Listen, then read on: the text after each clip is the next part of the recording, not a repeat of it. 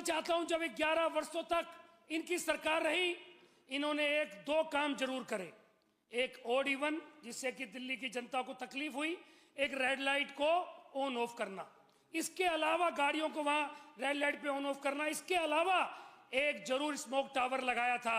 और मैं बताना चाहता हूं अध्यक्ष जी आपके माध्यम से दिल्ली की जनता को, वो जितने की पैसे लगे थे ना स्मोक टावर की, उससे 10 गुना ज्यादा इन्होंने एड पर खर्च किए थे।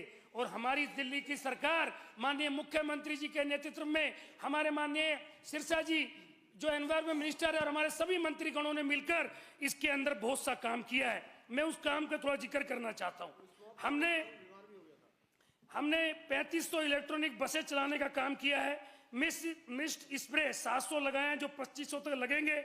एमसीडी को अत्याधुनिक एमआरएफ मशीनों के लिए बजट दिया है। 1000 लीटर पीकर लगाए गए हैं और 250 हमारे स्प्रिंटर्स मशीनें लगाई जा रही हैं। जहां एक उससे भी बहुत बड़ी बात बताना चाहता हूं अध्यक्ष जी मैं आपको, जहां एक तरफ एक पेड़ मां के नाम जैसे सांस्कृतिक व पर्यावरणीय अभियानों के से हर नागरिक को जोड़ा गया है, वहीं आवश्यकता पड़ने पर हमारी सरकार ने कठोर कदम भी उठाए हैं।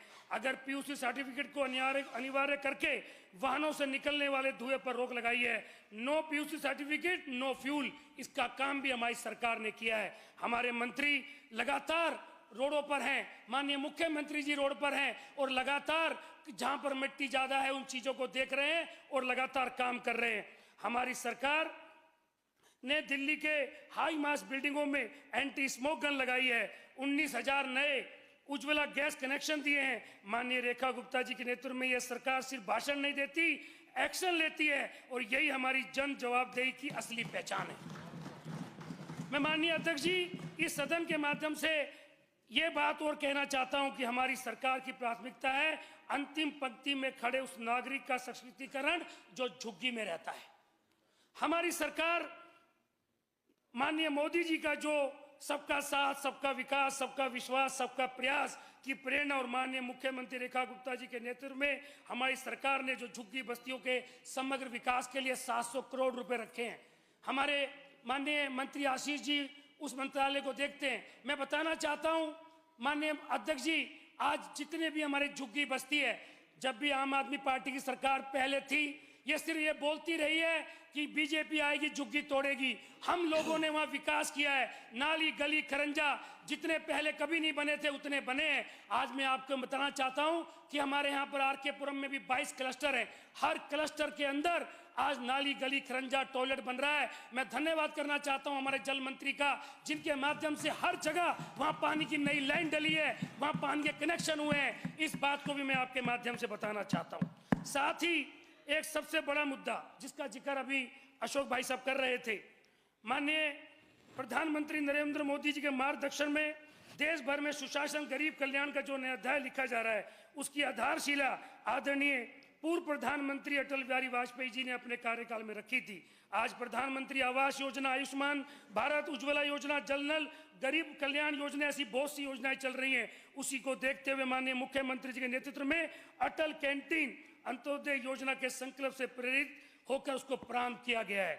मैं बताना चाहता हूं ये कैंटीन ही नहीं बल्कि एक गरीब के सम्मान और शोषण का प्रतीक है।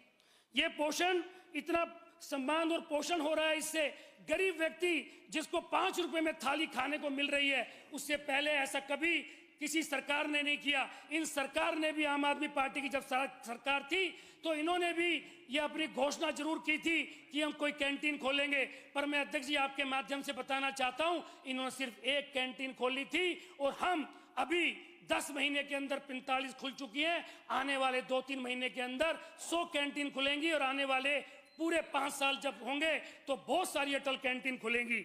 और खाली अटल कैंटीन से 3 लाख से अधिक लोग इसको अभी तक लाभ ले चुके हैं। 25,000 लोग हर रोज इसमें भोजन करते हैं और इसकी जांच भी लगातार अलग अलग जो सरकारी एजेंसियों के माध्यम से हो रही है, जिससे खाने की गुणवत्ता भी हमारी बनी रहे।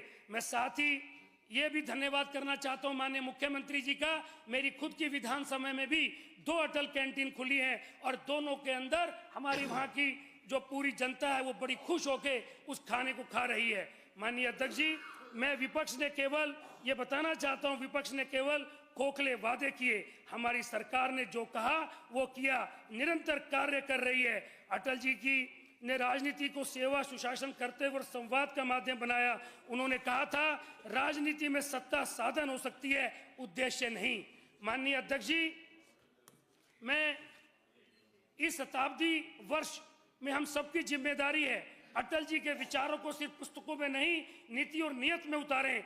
उनकी जो एक कविता है जो सभी हम अच्छी तरह जानते हैं, हार नहीं मानूंगा, रार नहीं ठानूंगा, काल के कपाल पर लिखता मिटाता हूं, गीत नया गाता हूं।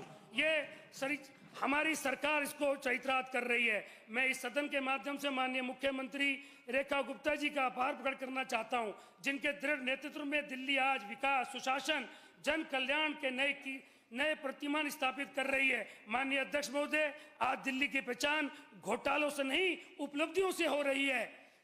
अब पूर्ववर्ती सरकार न केवल घोषणाएं की, जबकि हमारी सरकार ने विकास को धरातल पर उतारा है। मैं एक बार फिर से माननीय मुख्यमंत्री का धन्यवाद करता हूं और आश्वस्त करता हूं कि हम सभी विधायक साथी इस विकास यात्रा में कंधे से कंधा मिलाकर चलेंगे। जय हिंद, जय भारत। बहुत बहुत धन्यवाद। भारत माता की जय। माननीय सदस्य एवं उपसभापति मोहन सिंह बिष्ट जी। आदरणीय अध्यक्ष जी, आपने मुझे माननीय उपराज्यपाल के अभिभाषण और तथा धन्यवाद प्रस्ताव के लिए समय दिया। वास्तव में मैं इसके लिए आपका आभारी हूं, धन्यवादी हूं। अध्यक्ष महोदय, ये सत्यता है कि दिल्ली के अंदर हमारी सरकार फरवरी में जब आई तो दिल्ली की जनता ने हमको प्रचंड बहुमत के साथ आशीर्वाद भी दिया है। अध्यक्ष महोदय, ये सत्य है